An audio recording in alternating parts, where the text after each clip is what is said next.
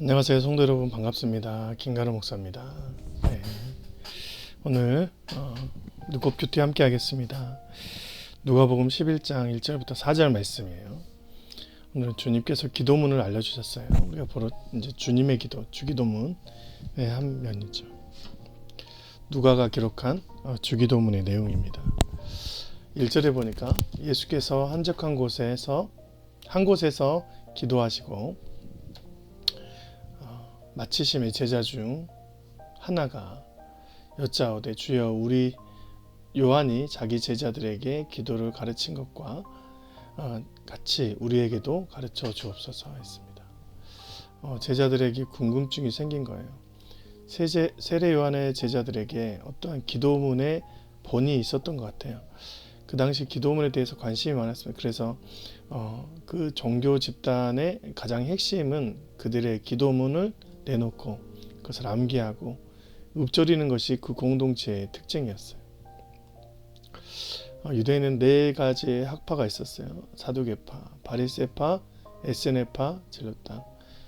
이 여러 가지 특징도 있지만 특별히 세례 요한은 에세네파입니다. 이 에세네파는 쿰란 공동체라고 세상과 단절해가지고 광야나 굴에서 운둔 생활을 했던 사람들입니다.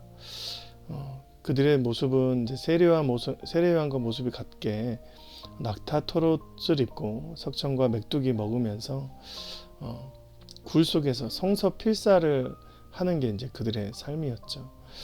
우리가 보고 있는 많은 구약 성서의 사본도 그들이 에세네파들이 굴 속에서 들어가 남겨놓은 필사 작품입니다. 그 정도로 강한 신앙의 규범을 가지고 살아간 세례 요한의 에세네파의 기도문은 특별했어요. 그래서 제자들이 그런 것들을 이제 함께 나누고 싶었던 것입니다. 우리에게도 이런 기도문을 하나 작성해 주셔야 좋습니다. 우리도 그 종파보다 나은 종파 아니겠습니까? 이렇게 말하는 것이죠. 실은 여러분, 이 주기도문은 마태복음 6장에 보면 외식하는 자들의 기도의 형식에 맞지 않다고 이야기하시면서 이 기도를 정해 주셨어요. 이 마태복음 6장 5절에서 7절이죠. 너희가 기도할 때 외식하는 자와 같이 하지 말고 그들은 사람에게 보이려고 회당과 큰 거리 여기에 서서 기도하기를 좋아했다. 내가 진실로 너에게 이르노니 그들은 자기 상을 이미 받았다. 너희 기도할 때에 내 골방에 들어가 문을 닫고 은밀한 중에 계신 내 아버지께 기도하라. 은밀한 중에 보시는 내 아버지께서 갚으시리라. 또 기도할 때 이방인과 같이 중언부언하지 말라. 그들은 말을 많이 하여야 들으실 줄을 생각하느니라 했습니다. 외식하는 기도를 하지 말고 억지로 사람들 앞에서 하지 말고 골방에 들어가라. 이방인처럼 중언부언, 주문 외우듯이 하지 말라는 거예요. 이런 모든 형식적인 기도는 옳지 않다고 얘기합니다. 그러면서 오늘 말씀을 허락하신 거예요. 제일 먼저 해야 될 것은 그분의 이름과 하나님 나라입니다. 2절 예수께서 이르시되 너희는 기도할 때 이렇게 하라. 아버지의 이름이 거룩히 여김을 받으시오며 나라가 임하시오며. 주님의 이름이 거룩히 여김을 받으신다는 것은 그분의 이름이 이 땅에서 구별된다는 거예요.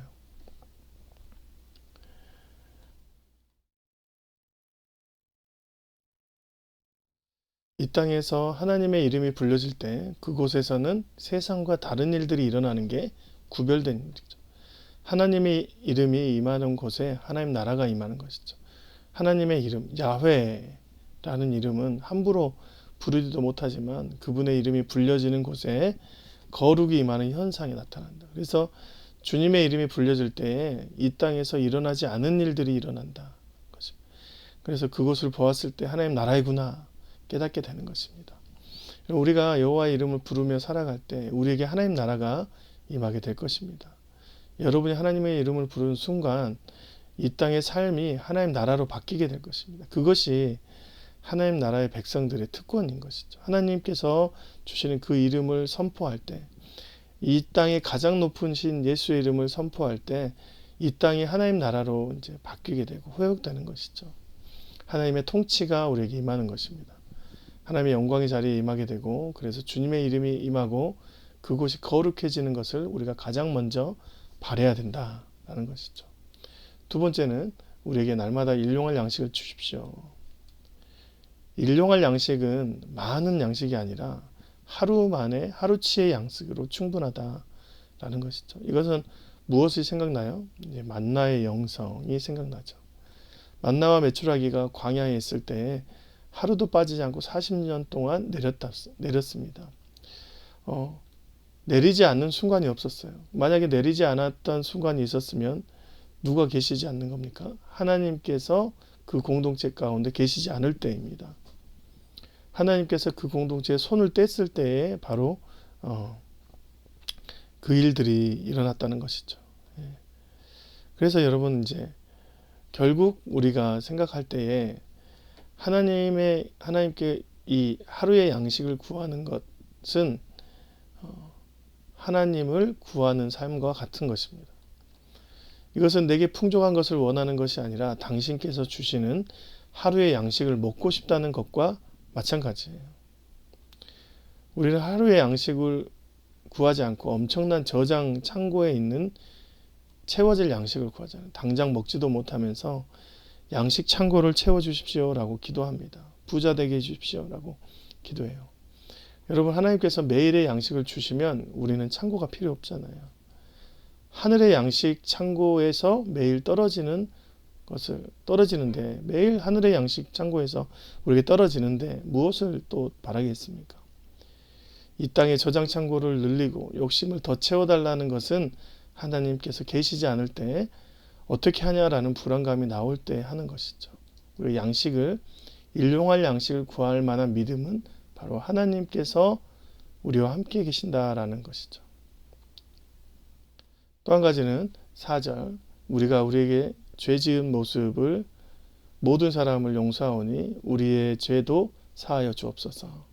우리를 시험에 들게 하지 마시옵소서라 했습니다. 잘못한 사람에 대해서 용서해 줍니다. 왜 그럴까요? 용서한다는 것은 그 잘못이 중요한 게 아니라 관계가 중요하다는 것이죠. 그래서 우리는 그 관계를 보고 그 사람이 나에게 잘못한 것을 용서해 주는 것입니다. 하나님께 그것을 구하는 것이죠. 하나님, 제가 하나님 앞에서 죄를 지었지만 주님의 관계를 포기하고 싶지 않습니다. 이 죄가 당신과 나와의 관계를 멀어지게 한다면 죄를 사하여 주시고 당신과의 관계가 멀어지지 않도록 인도해 주십시오. 이렇게 말하는 것과 마찬가지예요. 수많은 유혹 가운데서도 시험 들지 않게 하고 당신만이 우리의 가장 중요한 삶의 목적이라고 생각하고 있습니다. 이 마음의 중심을 받아주십시오라고 기도하는 것입니다. 여러분, 주님의 기도에는 오직 하나님과 나의 깊은 관계의 형성이 있어요.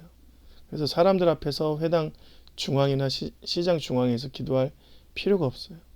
골방에서 기도해도 주님은 다 들으시는 분이시기 때문입니다. 오늘도 저와 여러분에게 이런 주님의 깊은 관계로 나아가는 하루가 되시기 주님의 이름으로 축원드립니다. 고맙습니다.